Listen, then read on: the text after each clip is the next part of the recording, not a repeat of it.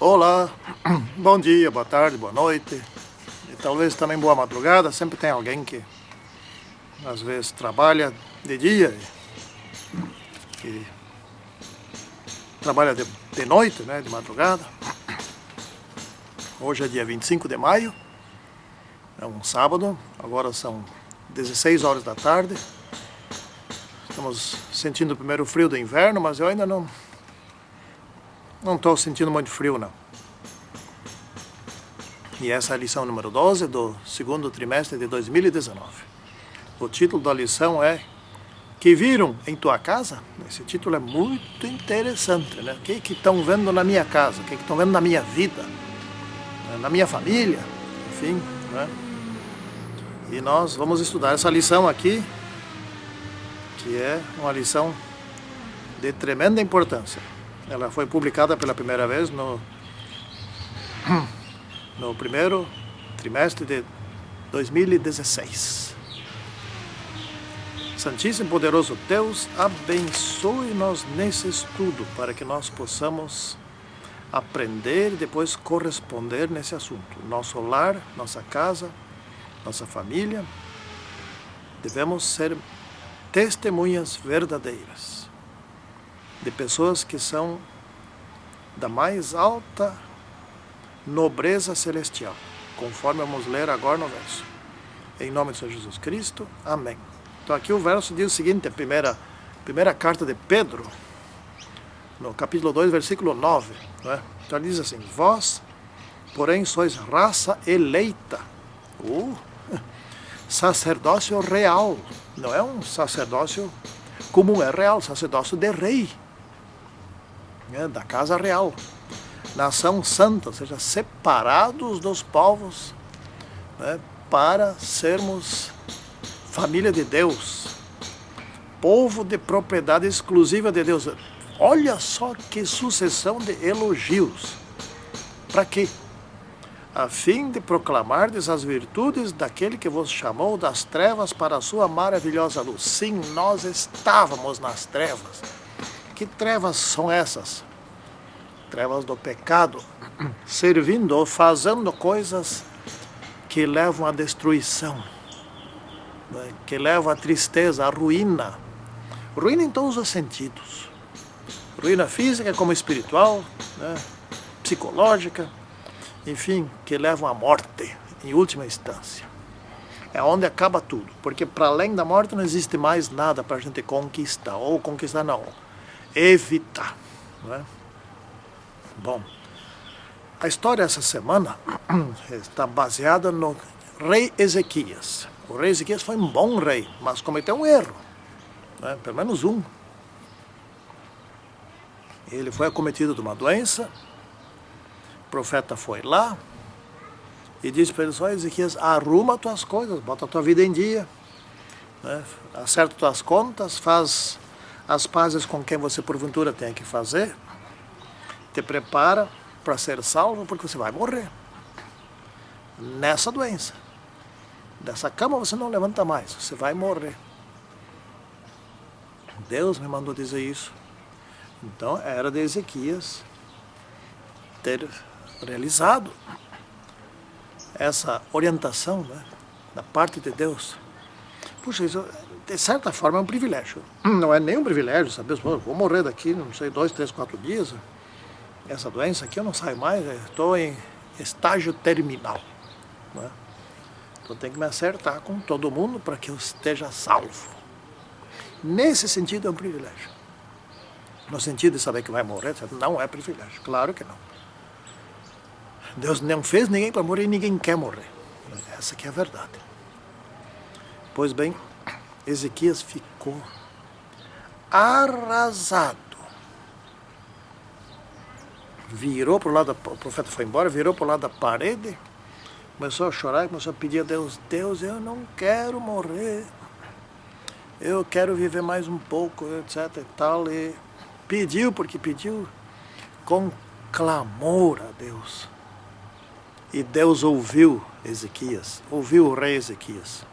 Nós vamos ver nessa história que esta teria sido a melhor hora dele morrer, né? Que Deus conhece o futuro. Então, se Deus quer que eu morra hoje, posso ficar muito triste com isso, minha família pode ficar triste com isso, um que outro pode ficar alegre com isso, etc. Mas aí tem algo que Deus está vendo lá na frente que Ele quer evitar, né? É sempre assim. E Ezequias chorou. Deus falou para o profeta, volta lá para Ezequias e diz para ele que ele vai ter mais 15 anos de vida. Põe lá uma pasta de figo em cima do tumor dele, certo? Vai curar, ele vai ficar bom. Ezequias ficou tão feliz, tão... Bom, a doença de Ezequias tinha se espalhado por aí, né? Só o rei de Israel, né? Famoso, o rei de Ezequias se tornou famoso, né? Fez construções, fez obras interessantes e fez um trabalho muito bom espiritualmente falando. Naqueles tempos, como hoje também, o povo dependia espiritualmente do rei. Se o rei era bom, o povo era fiel a Deus. Se o rei era idólatra, o povo se tornava idólatra. Enfim, o povo seguia o rei. E essa história chegou aos ouvidos do rei de Babilônia, que estava em ascensão. Estava crescendo, estava se tornando importante, poderoso e tinha ambições de realizar conquistas onde havia muita riqueza, onde havia coisas para levar, onde havia se ganhar, levar vantagem. Naqueles tempos era assim e hoje não é diferente. Então, aí que está a pergunta desta semana, o que vir em tua casa? Então vamos continuar narrando aqui. Chegaram uns tempos depois, os mensageiros de Babilônia, o rei não veio, mas os mensageiros de Babilônia queriam saber que história é essa, que Deus é esse, que Ezequias tinha, que o curou de uma tal doença lá que não tinha cura. Mas Ezequias foi curado, o rei disse, vão lá ver que eu preciso conhecer esse Deus, né? E Deus poderoso é esse, quem sabe vamos trocar de Deus, ou sei lá, ou vamos adotar esse também.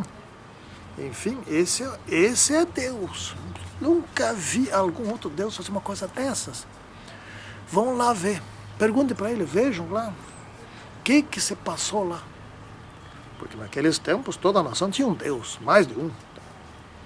O Deus de Israel era só um. E era muito mal visto por alguns, eles só tinham um Deus. Então eles eram vistos como fracos. Mas muitas vezes era visto que esse único Deus era mais poderoso que todos os outros juntos, dos outros povos. E Ezequias, que devia ter falado, sente aqui, vamos aqui, tal, só a minha doença foi assim, assim, assim. Eu não tinha mais cura, estava em estágio terminal, etc. O profeta desse nosso Deus veio e me disse assim, você vai morrer, te prepara, acerte todas as tuas contas, etc. Mas eu fiquei triste demais, orei, meu Deus me ouviu. E logo depois o profeta voltou e disse, olha, você tem mais um bom prazo de vida, você vai ficar bem velho, tem mais 15 anos. Não sei que idade ele tinha, mas mais 15 anos é um bom tempo, né? Ontem eu completei 69 anos, mais 15, 84. Não é tanto, não, eu quero viver mais que 84. Ele não falou nada disso, eles queriam ver Deus. E o profeta, vem cá, olha aqui, olha as riquezas que nós acumulamos aqui. Mostrou as riquezas dos tesouros do templo, lá naqueles quartos, etc. As riquezas dele, os palácios dele, as comidas, a parte da nobreza, as construções, os muros, as armas que ele tinha, como o exército era treinado, essas questões estratégicas, né? O seu poderio, tudo ele mostrou, tudo, menos Deus. Ele teria 3 formas de se comportar. Primeira forma, a correta, única correta, mostrar só Deus. Segunda forma, menos mal, mostrar tudo isso que ele mostrou e Deus também. Terceira forma, a mais errada, a mais desastrosa, só mostrar suas riquezas, sua fama, sua glória. e esquecer de Deus. Depois ele fez a pior. Ezequias que foi um bom rei, um rei que conduzia o povo pelo caminho de Deus, pelos caminhos de Deus, como se diz, né? Esqueceu isso. Essa é uma visita de estado. E eles levaram para o rei de Babilônia. Olha, rei, o Deus, ele nem mostrou, mas ele é poderoso, hein? Ele tem ouro lá, tem prata, tem diamantes e armas. Precisa ver o que tem de armas lá. Precisa ver as construções, o palácio. Ali tem. Ali tem. E não faltou algum conselho. Ô rei, vamos planejar passar a mão naquilo ali, porque se a gente ganha a guerra. Sim, porque Ezequias esqueceu de dizer, olha, o poder de Deus que me deu essas coisas. Se fosse pela segunda opção, aquela que falei, que não devia ser. Porque eles já viriam, né? Cidades, assim, só olhando assim, já viriam, né? Os muros, não tem como esconder os muros, né? As construções não tem como esconder, não precisa se gabar em cima disso tudo, né? Se orgulhar em cima disso tudo, não é vaidoso. Olha o que eu aqui, ó. Eu não é nada sem Deus. E ele esqueceu de falar do poder de Deus, e eles também não deram muita bola no poder de Deus, desse Deus, porque enfim, não souberam do poder que ele tinha. E tramaram ali, ficou isso na cabeça deles, ficou relatado, etc e tal, e no futuro veio Nabucodonosor e levou tudo.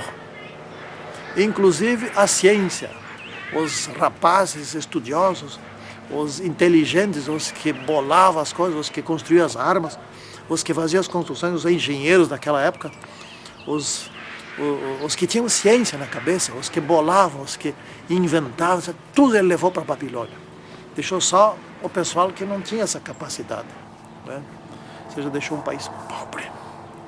Levou as riquezas e levou a inteligência do país, né? Então, essa que é a pergunta dessa semana. O que os outros estão vendo em nossa casa, em nosso lar, né? O que eles estão vendo?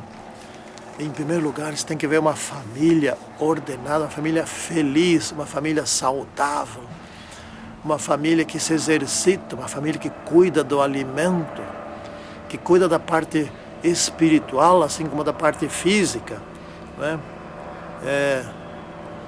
E uma família que chama atenção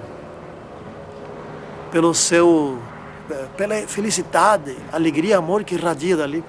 Vamos para o caso aqui que relata aqui na lição, né? Sobre Ruth e Noemi.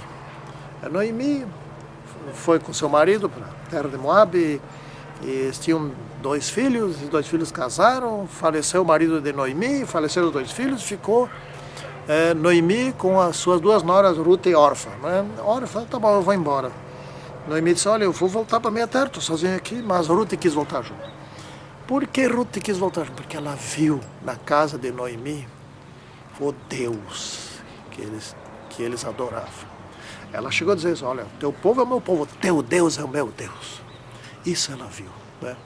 Então eu quero fazer aqui um apelo aos evangelistas da nossa igreja, né? Evangelistas, não esqueçam da família. Não queiram batizar todo mundo, ou dezenas ou centenas de pessoas, perder a esposa, perder os filhos. Isso é razoavelmente comum, né, de acontecer. O testemunho do lar, o que os alunos veem na minha família, né? O que os outros colegas professores veem. Isso que é o que vale. Não é o que eu falo, o que eu defendo. Olha aqui, não sei se estão ouvindo, mas vem vindo a família da nossa galinha aqui, né? Ela e seus pintinhos, né? Tem 7 pintinhos. Opa, ela viu alguma coisa, chamou a atenção. Ela protege os pintinhos. Tá? Os passarinhos que estão voando aí. Bom.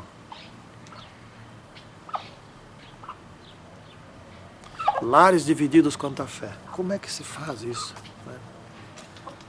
Isso é triste, mas isso acontece, né? Por exemplo, tem uma família ali, etc. Tal, a esposa se converte e ele não. Tem casos aqui na minha cidade em que a esposa se converteu e o marido não, mas o marido é excelente pessoa. Não perturba em nada, não. Vivem muito bem. Que bom. Não é? Mesmo assim, essa esposa, nós sabemos que é assim, essa esposa é uma bênção para a sua família. Não é? Uma bênção para o seu marido, que não é adventista. E a gente até faz negócios com ele, é excelente pessoa. E tem lares em que ele ou ela são adventistas e o outro é um incômodo, né? Cria problemas, cria dificuldades. Então, a pessoa tem que suportar em oração e dar um excelente exemplo para o seu parceiro ou para a sua parceira, né? Eu já vi esse assunto da lição está voltando de novo. Nós já estudamos esse trimestre isso. Então vamos passar rápido por ele. Vi o caso de um homem, né, idoso já, 70 e poucos anos, que sofria. Ele era o único adventista, né, e os outros tinham ali uma crença, não vou dizer qual, que no sábado, sexta-noite começava barulho e barulho. E sábado também. Esse homem estava doente, não falou comigo. Ele estava doente. Eu acho que não está mais vivo. É. Bom, as influências sobre a família, sobre os indivíduos. Hoje nós temos que cuidar muito disso, da cultura, influência da cultura. Já falamos sobre a cultura também nessas lições, né? Hoje existem os influenciadores, né? Por exemplo, o maior influenciador, segundo um site que eu consultei, outro site pode ser que seja diferente, não interessa, é o Ronaldo. Não, é um jogador de futebol. Como eu não sou torcedor de time algum, graças a Deus, era quando jovem, depois pensei, mas que bobagem. Não pertence a time algum, não pertence a partido político algum, pertence a Deus, e não é compatível. Ronaldinho, eu acho, tem milhões de influenciados que o seguem, né? Eu estava vendo assim, por exemplo, já pesquisei um pouquinho sobre isso, alguns pastores da Novo Tempo também são influenciadores. Todos nós temos que ser influenciadores, isso é bom. Não tem milhões, né? Por quê? Porque essa questão de salvação, obedecer os mandamentos, seguir a Deus, isso não interessa muito, não interessa para mim. Mas os poucos que nós conseguirmos são troféus para Deus, né? Tem que conseguir, nem seja pouco. Claro, os que forem salvos vão ser uma minoria, sim, uma minoria mesmo. Não faz mal, mas esses merecem. Esses serão nossos amigos pela eternidade. Então nós temos que ter uma influência positiva, boa, cristã em nosso lar. Começa pelo lar, ou seja, ser imitadores de Cristo. Depois uma influência muito positiva sobre os recém-convertidos que veem em nós. Eu, por exemplo, sou da terceira ou quarta geração, nem sei, de adventistas, não é? Minha esposa também. E eles olham para nós, não é? Nós, os mais idosos, mais tempo na igreja e tal, o que eles veem em nós? Mundanismo, se eles veem algum mundanismo, não, tá certo, é assim, não tem problema, ele sabe, ele é da igreja, ele é líder, é antigo na igreja, ele sabe. Temos que ter muito cuidado. Temos que ter cuidado com os influenciadores da internet. Esse dia eu vi uma pesquisa feita por uma universidade brasileira, que hoje está muito em moda os influenciadores sobre boas práticas de alimentação, né? Então o influenciador diz assim, olha, eu me alimentei assim e emagreci. Todo mundo quer emagrecer, né? E a universidade descobriu que 90% deles não são da área de alimentação, ou seja, não são formados em algo nessa área, né? Não são nutricionistas, etc. e tal. E o que eles falam não tem fundamento nem base científica alguma. E não funciona, né?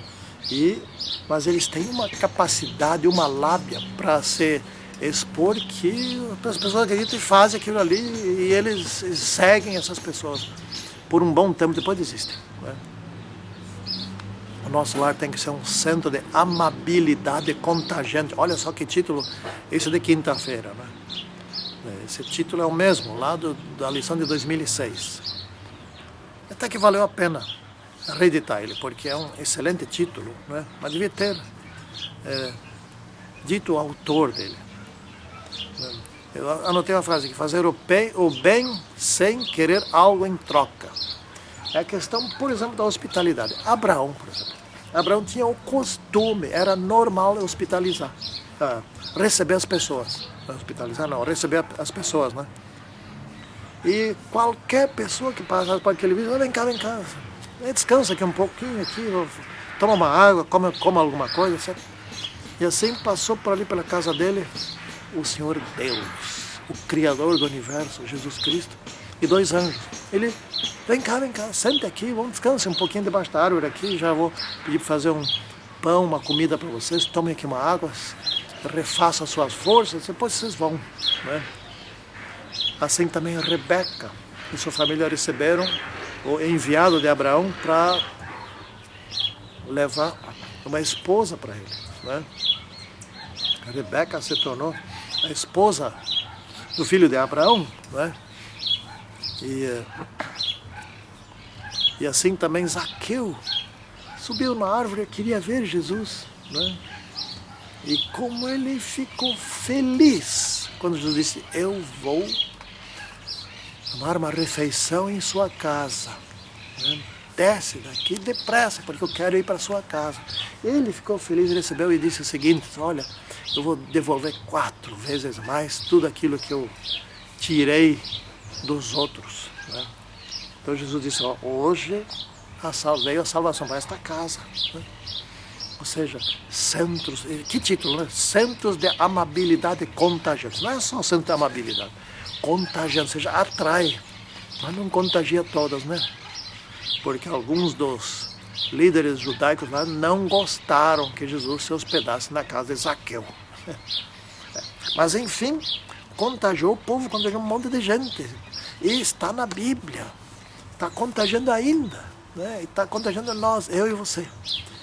Santíssimo e poderoso Deus, abençoe-nos para que nossos lares possam traduzir aos outros aquilo que Deus é. A influência que Ele traz para nossos lares e também a nossa fé que seja coerente com aquilo que a Bíblia diz que deve ser. Em nome de Senhor Jesus Cristo é que te pedimos. Amém. Tchau.